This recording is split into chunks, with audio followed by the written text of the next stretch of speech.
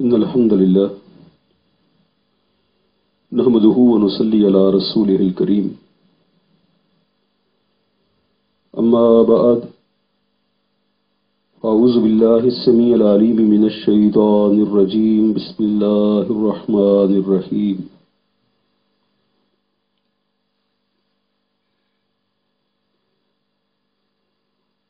وعن سهل بن سعد رضي الله عنه قال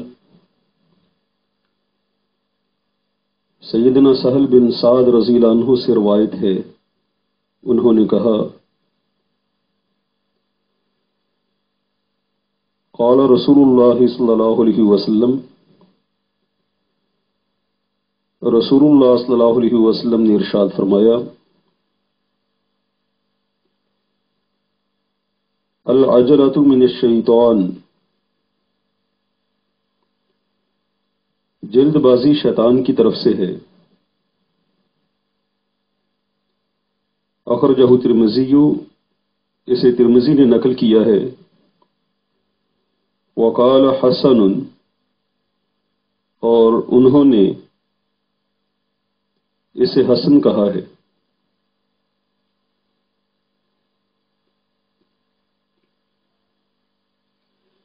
وعن سہل بن سعد رضی اللہ عنہ قال، سیدنا سہل بن سعد رضی اللہ عنہ سے روایت ہے، انہوں نے کہا قال رسول اللہ صلی اللہ علیہ وسلم، رسول اللہ صلی اللہ علیہ وسلم نے ارشاد فرمایا العجلۃ من الشیطان، جلد بازی شیطان کی طرف سے ہے۔ اخرجہ ترمذی وقال حسن، اسے ترمذی نے نقل کیا ہے اور انہوں نے کہا یہ حسن ہے اور حسن کہا ہے۔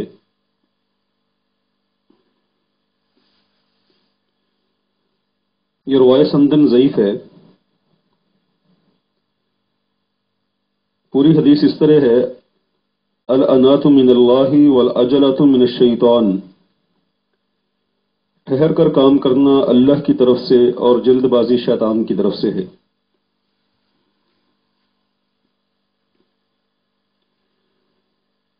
یہ روایت سند کے اعتبار سے ضعیف ہے، لیکن ٹھہر کر سوچ سمجھ کر مشورہ سے کام کرنے کی تاکید اور اس کی فضیلت صحیح احادیث کے اندر موجود ہے۔ جیسا کہ صحیح مسلم کی روایت میں آتا ہے، کتاب الایمان میں امام مسلم رحمہ اللہ نے اس کو نقل کیا ہے کہ رسول اللہ صلی اللہ علیہ وسلم نے قبیلہ عبد القیس کے ایک سردار سے یہ فرمایا تھا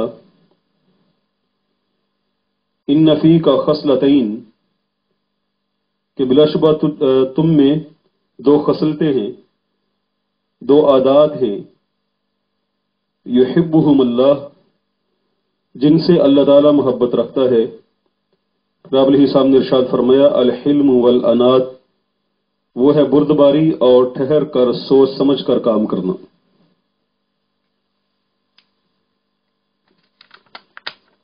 دنیاوی معاملات کے اندر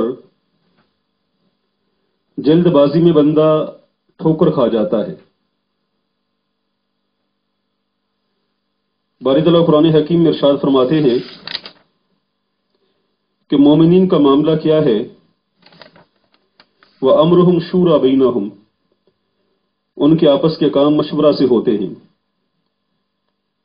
اس لیے کہ اکیلے آدمی کی سوچ اتنی مکمل اور جامع نہیں ہوتی، جب بہت سارے لوگ ملتے ہیں تو کام زیادہ اچھا اور بہتر ہو جاتا ہے۔ اس لیے احادیث کے اندر مشورہ کرنے اور مشورہ لینے کی تاکید بیان ہوئی ہے۔ استخارہ کے متعلق ذکر ہوا ہے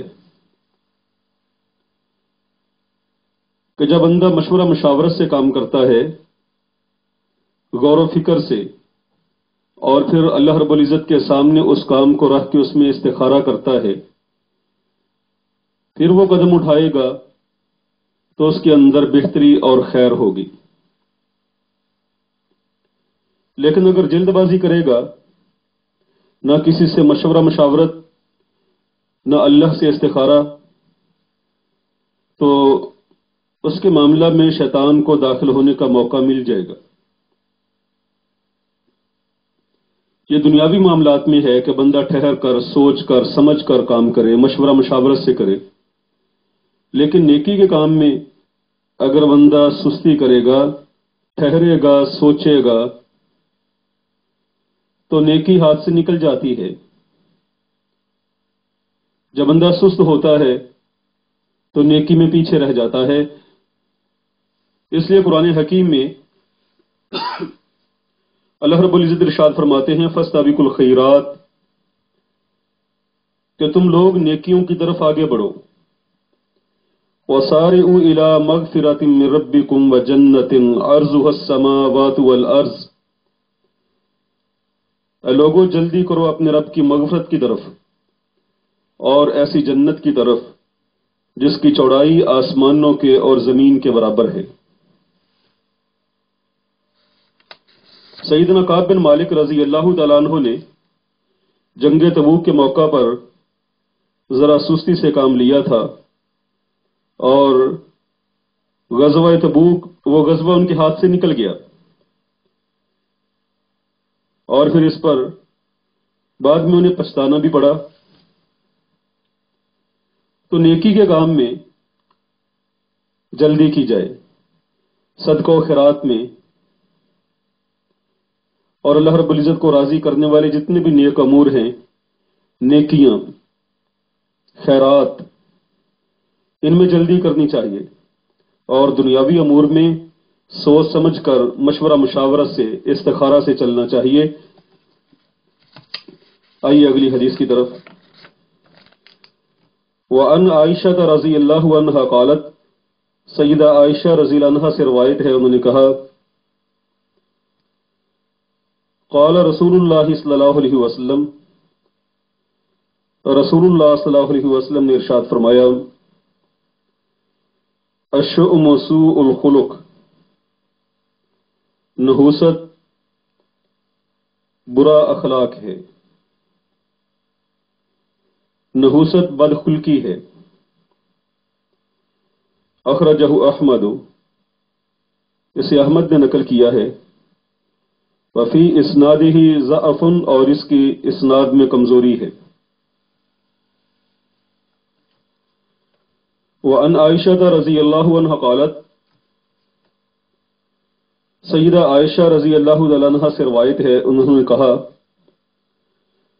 قال رسول اللہ صلی اللہ علیہ وسلم، رسول اللہ صلی اللہ علیہ وسلم نے ارشاد فرمایا الشؤم سوء الخلق، نحوست بدخلقی ہے، نحوست برے خلق کا نام ہے. اخرجہ احمد وفی اسنادہ ضعف، اسے احمد نے نقل کیا ہے اور اس کی اسناد میں کمزوری ہے.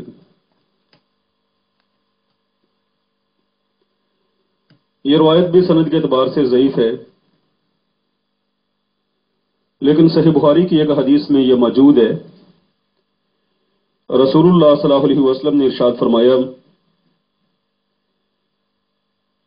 کہ کسی بھی چیز میں اگر نحوست ہوتی تو 3 چیزوں میں ہوتی: عورت میں، گھوڑے میں اور گھر میں.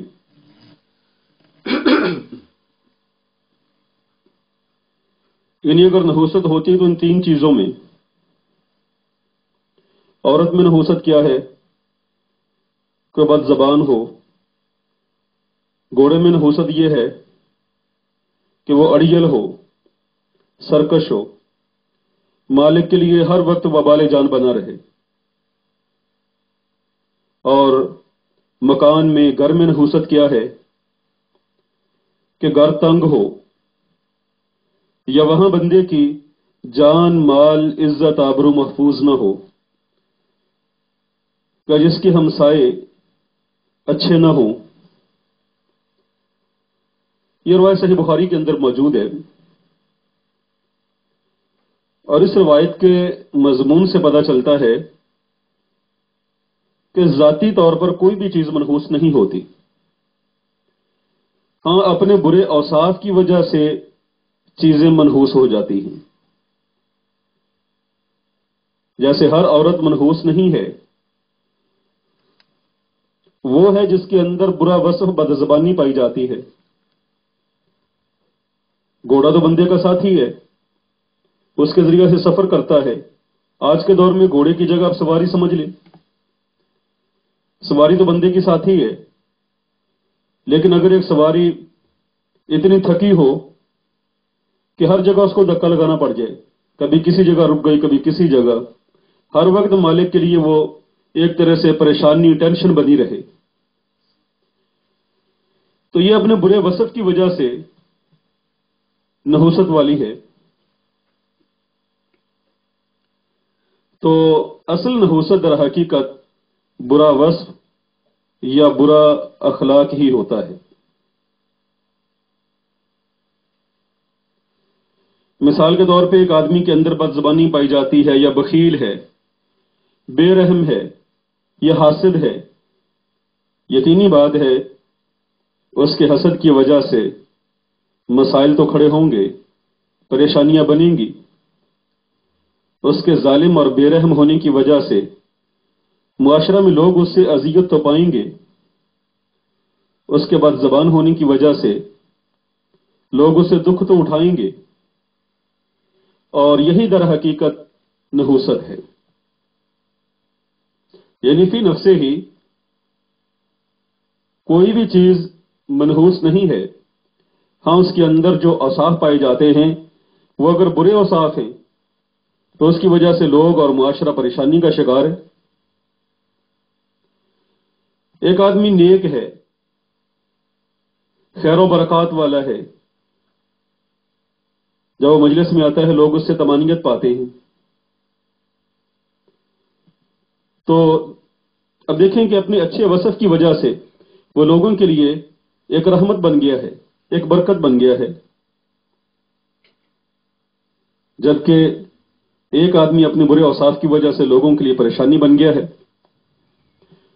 تو نحوست در حقیقت یہی ہے کہ ہم کہہ سکتے ہیں کہ برے اوصاف یا بری عادات وہ بندے کے لیے نحوست بن جاتی ہے۔ اگلی حدیث مبارک، وعن ابی الدرداء رضی اللہ عنہ قال، سیدنا ابو درداء رضی اللہ عنہ سے روایت ہے، انہوں نے کہا، قال رسول اللہ صلی اللہ علیہ وسلم، رسول اللہ صلی اللہ علیہ وسلم نے ارشاد فرمایا، ان اللعانین لا یکونون شفعاء ولا شہداء یوم القیامہ، بلا شبہ بہت لعنت کرنے والے لا یکونون شفعاء نہیں ہوں گے شفاعت کرنے والے، اور نہیں ہوں گے شہداء گواہی دینے والے،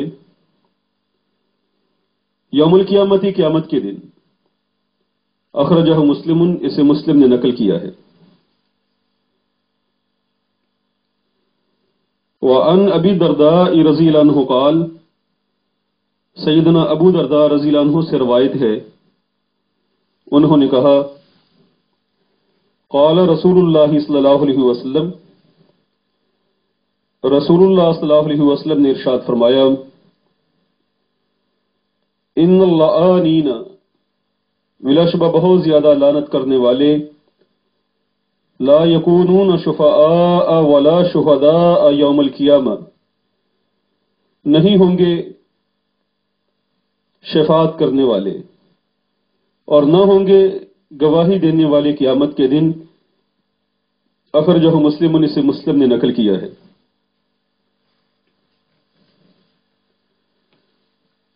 بہت زیادہ لعنت کرنے والے اور بہت زیادہ دوسروں پر طعنہ زنی کرنے والے حضرات جو ہیں، ان کی شفاعت اور ان کی گواہی قیامت والے دن قبول کیوں نہیں کی جائے گی؟ اس کی کیا وجہ ہے؟ اس کی وجہ یہ ہے، گزشتہ سبق کے اندر یہ بات گزر چکی ہے کہ بہت لعنت کرنا مومن کا وصف نہیں ہے۔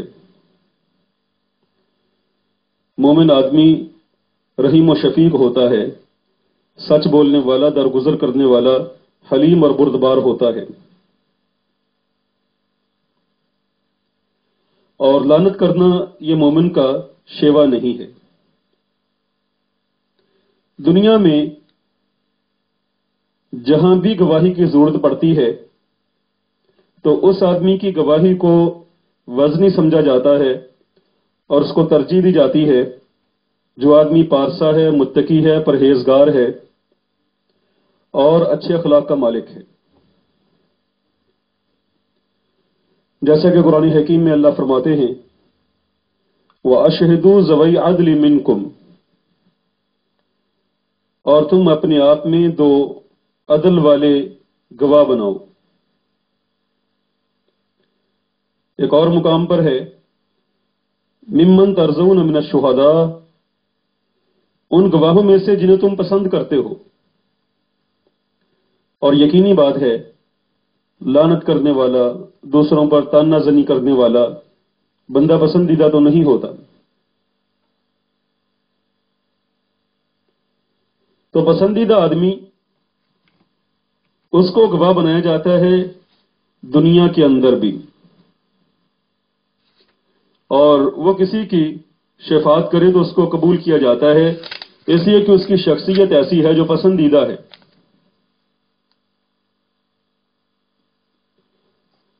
یہی بات ہے کہ قیامت والے دن بھی جیسے دنیا میں لعنت کرنے والے آدمی کو، بدخلق آدمی کو رد کر دیا جاتا ہے، قیامت والے دن اللہ رب العزت بھی اسے رد کر دیں گے، نہ اس کی گواہی مانی جائے گی اور نہ اس کی شفاعت۔ اگلی حدیث دیکھیں، وعن معاذ بن جبل رضی اللہ عنہ قال، سیدنا معاذ بن جبل رضی اللہ عنہ سے روایت ہے، انہوں نے کہا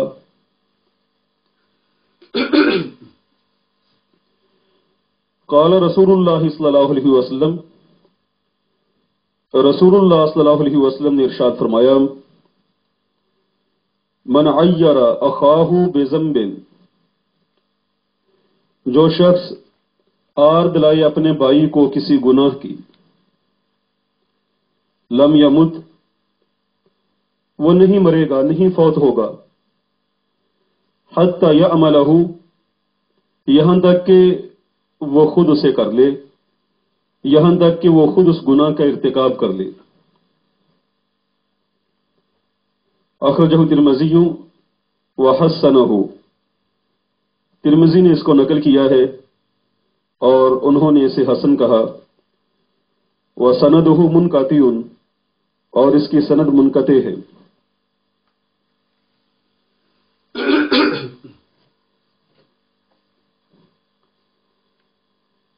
وعن معاذ بن جبل رضی اللہ عنہ قال،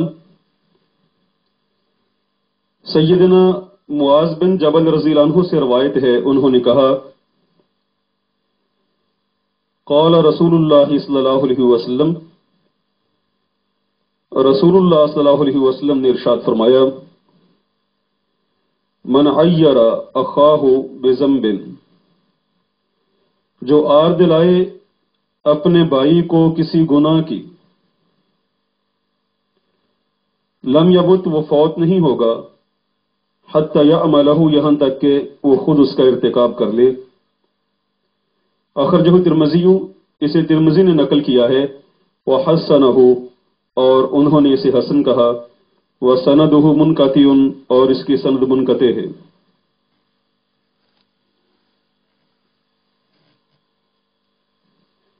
شیخ البانی رحمہ اللہ نے اس حدیث پر موضوع ہونے کا حکم لگایا ہے۔ یعنی یہ موضوع ہے، موضوع کہتے ہیں من گڑت کو، تو اس کا کوئی اعتبار نہیں۔ موضوع حدیث جس کو خود گڑا گیا ہو، خود بنایا گیا ہو، موضوع حدیث بیان کرنا درست نہیں ہے۔ ہم لوگوں کو معلومات دینے کے لیے کسی موضوع حدیث کے بارے میں بیان کرنا یا اصطلاحات کی بحث کرتے ہوئے یہ بتانا کہ موضوع کسے کہتے ہیں اور چند موضوع احادیث کو وہاں بیان کر دینا، یہ تو جائز اور درست ہو سکتا ہے ایک اصطلاح کو سمجھانے کے لیے، لیکن موضوع احادیث بیان کر کے تبلیغ کرنا یہ کسی طور پر بھی درست نہیں ہے۔ آپ اندازہ کیجئے کہ بعض لوگ اتنے بولے ہیں، ہمارے عوام الناس بیان کرنے والے اس طرح سے بیان کرتے ہیں، یہ روایت ہے موضوعات کبیر شریف کی، یعنی موضوعات کبیر وہ کتاب ہے جس کے اندر من گڑت بڑی بڑی روایات درج کی گئی ہیں۔ موضوعات صغیر وہ کتاب ہے جس کے اندر من گڑت روایات ذکر کی گئی ہیں لیکن چھوٹی ہیں، یعنی ایک چھوٹی کتاب ہے، ایک بڑی کتاب ہے۔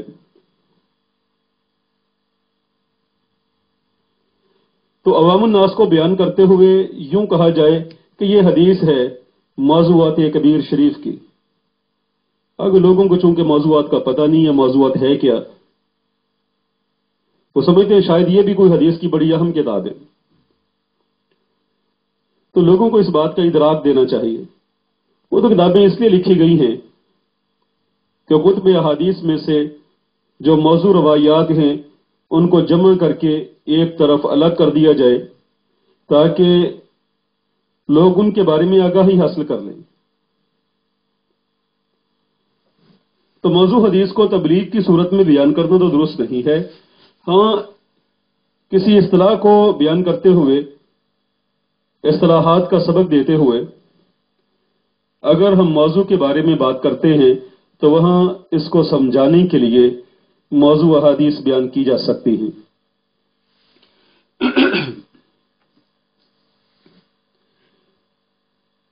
اگلی حدیث مبارک دیکھیں۔ وَعَنْ بَهْزِ بْنِ حَكِيمٍ عَنْ أَبِيهِ عَنْ جَدِّهِ رضی اللہ عنہم قال،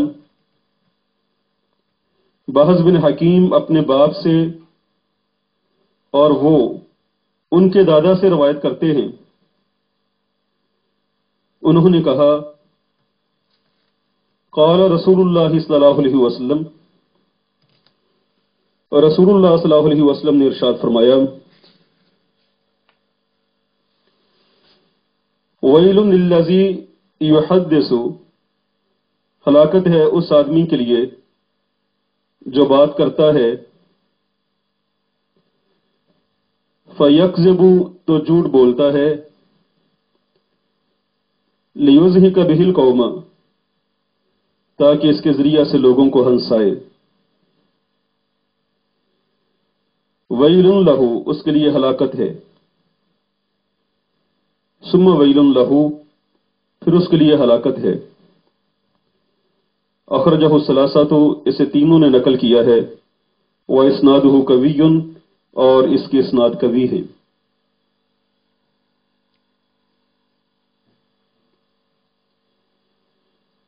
وعن بحز بن حکیم عن ابیہ عن جدہ رضی اللہ عنہم قال، حضرت بحز بن حکیم اپنے باپ سے اور وہ اپنے دادا سے روایت کرتے ہیں کہ رسول اللہ صلی اللہ علیہ وسلم نے ارشاد فرمایا ویل للذی یحدث، ہلاکت ہے اس آدمی کے لیے جو بات کرتا ہے، فیکذب تو جھوٹ بولتا ہے، لیضحک بہ القوم تاکہ اس کے ذریعہ سے لوگوں کو ہنسائے، ویل لہ اس کے لیے ہلاکت ہے، सुम्मा वैलुन लहू, फिर उसके लिए हलाकत है। अखरजहु सलासा, तो इसे तीनों ने नकल किया है। वो इस्नादुहु कवियुन, और इसकी इस्नाद कवी है।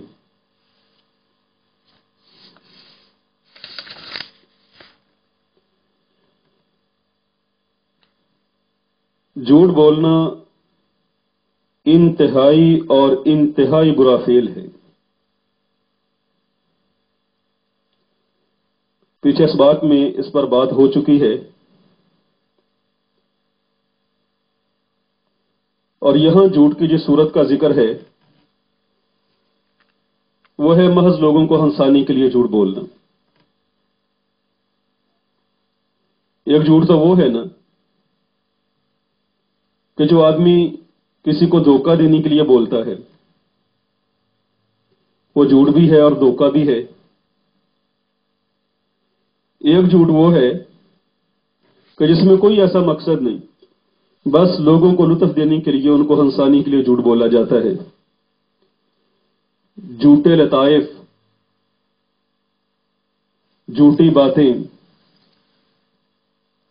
आप अलैहिस्सलाम ने इरशाद फरमाया है, ऐसे बंदे के लिए हलाकत है। शुरू में भी यह कहा उसके लिए हलाकत है, और फिर आखिर में भी 2 बार कहा उसके लिए हलाकत है, उसके लिए हलाकत है। यानी मुकम्मल हदीस में 3 बार आप सल्लल्लाहु अलैहि वसल्लम ने उसके लिए हलाकत का कलमा बोला है। इससे अंदाजा लगाया जा सकता है कि लोगों को हंसाने के लिए झूठ बोलने वाला हलाकत के किस कदर करीब है।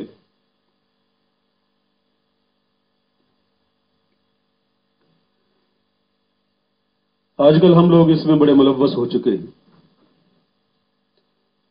मोबाइल पर